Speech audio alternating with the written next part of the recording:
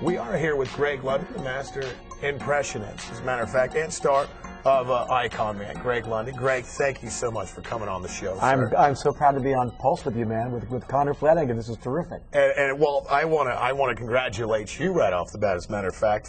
Huge success of Iconman, first of all.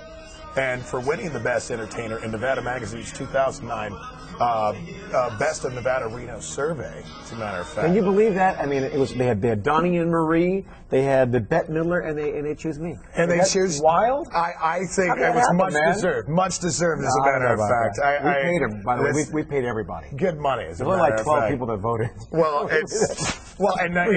if that's not enough to attribute to your success, I mean, 2.5 years does say a lot. I mean, does it seem like it's been 2.5 years? Well, you know, it doesn't really seem like 2.5 years. When I first got here, I didn't expect to be here this long. Yeah. I expected to be here for 6 months, and you know, I didn't know what to expect in Reno, and in northern Nevada. I'd been to Tahoe before, but this really was a great experience for me. I mean, I love the area, I love the lake. Obviously, I love the mountains, I love skiing. But see, I couldn't ski because if I stubbed my toe, when you're an entertainer, you're done.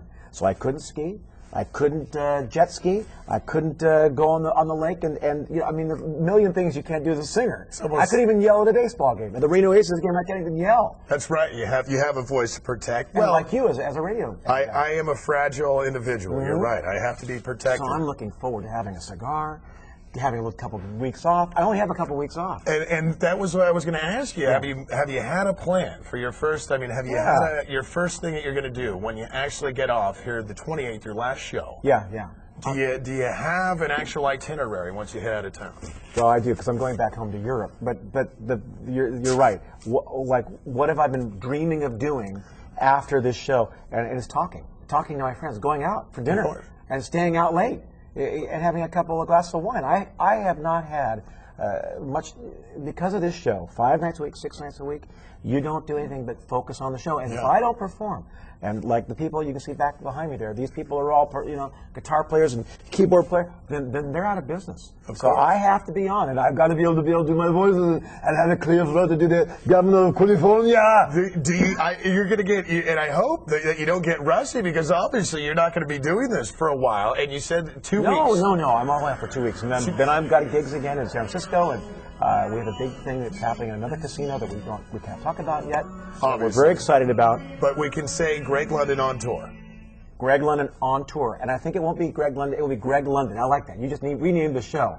See, the host of Pulse, Greg London. That's the new name of the show. You know what? You can send all those. That says it all. Yes, right. Residuals will go straight to my account. I appreciate that. Well, that's right. How does one get into impressionism? That's, you know, I was just saying it's a long story, longer than this segment, but it happened in England when I was used to watch the Salvation Army. Of course. You know, and the purple, and they used to march by with their trumpets, and I used to talk this way. I grew up in England, so a little tiny kid like this, and I remember watching the Salvation Army go by and thinking, I want to be in that. So I picked up a trumpet and pretended to play in the parade. That was my impression of a trumpet player. So you didn't pick up a trumpet, you pretended you were a trumpeter. I had a trumpet, and I pretended to play the trumpet. I did an impression of a trumpet player. Of course. And that was my first impression. There you go. Any family members?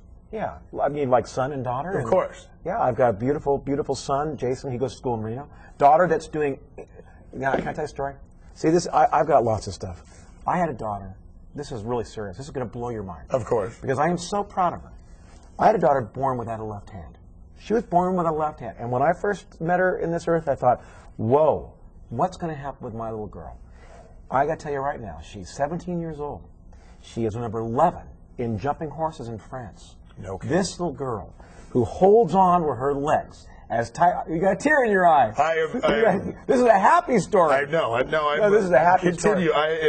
This is what, you know, sometimes when I'm down, and I could be behind one of these curtains. A lot of times I'm down behind these curtains because, you know, before the show.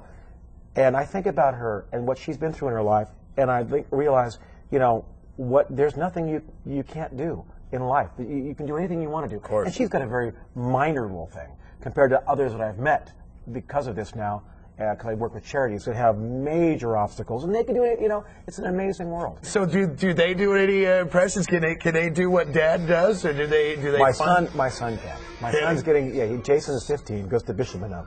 This kid is blowing my mind. He's singing it, you know, and it's so funny because he's 15 years old, which he should like all the music that you play in your radio station. Of course. But he's not. He's singing the songs of my show. I was going to ask, not impersonating any of his teachers too, which, by the way, I don't think would find that very flattering. That's right. No, they wouldn't. No, they wouldn't. No, they wouldn't. So let that be a lesson to you, son. Don't let that happen. Well, also, I wanted to congratulate you. This is a big thing, and for winning the award, your rendition of "Everything I Own," by the way, which was a great song to pick. I remember that from a child growing up. But you won an award at the Hollywood Music and Media Awards earlier this month. Now, were you expected? I know it's a big thing just to be nominated, but when you actually heard your name called up there, I mean, was that just a big shock to you? That blew my mind. Connor, it blew my mind because I didn't. Number one, I'm a lot older than most of these people that are, you know, like your age. They're at this award show. Oh, stop it. No, I mean they're all younger, and I met these guys at the tables, and they had long blonde hair, and these rock guys from New York are coming out. You know, I had 5 guys in my category, and no women, but all guys. And I met them all, and I thought, and I heard their music, and it was great. So I didn't expect to win. I did a cover song, which I'm going to do an original coming up. But I thought I was just going to watch the show and be a presenter. And when they called my name, I couldn't believe it. I got up there, and you know, I felt just like people do when they have nothing. I had nothing to say. I didn't know what to say. So, in other words, you didn't have a prepared speech. No, I didn't. I think that was good though, because I wasn't like, I now would like to thank my producers and because I didn't. But I did thank the people that were part of my life, Monica, my wife, and the producers of Bob Byers and Audrey. But I did all those the right names. But I had to. As I walked off, I realized, God, there's so many people I should have thanked. Because this has been a long process. I've been working very hard to get to this where I am today. I was going to say, and I didn't want to interrupt you, but this hopefully, I mean, obviously, as you get further into performing on albums, I mean, maybe you're going to have a big mantle to put some of these awards on. But I mean, it's really kind of cool. So we have one right now, so it's huge. It'll be a tiny little, you know. Well, they keep you humble that way, I'd like to believe. So, but in other words, I think what I was getting at was the fact that it's a lot different being one of those guys who wins the award than one of those that said, well, what were you there for? So you must have had an after party that you might have attended. Yeah, I went to, what blew my mind, first of all, the one thing I did say was I mentioned all the other nominees. Because I knew that it would be nice if they mentioned me. And I mentioned them all and said that we're all winners. And I really, you know, what does it mean to win? How can you really win? The other songs were terrific. Of course. But it's nice to be recognized in a room full of people that are in your industry. Of course. That's really exciting.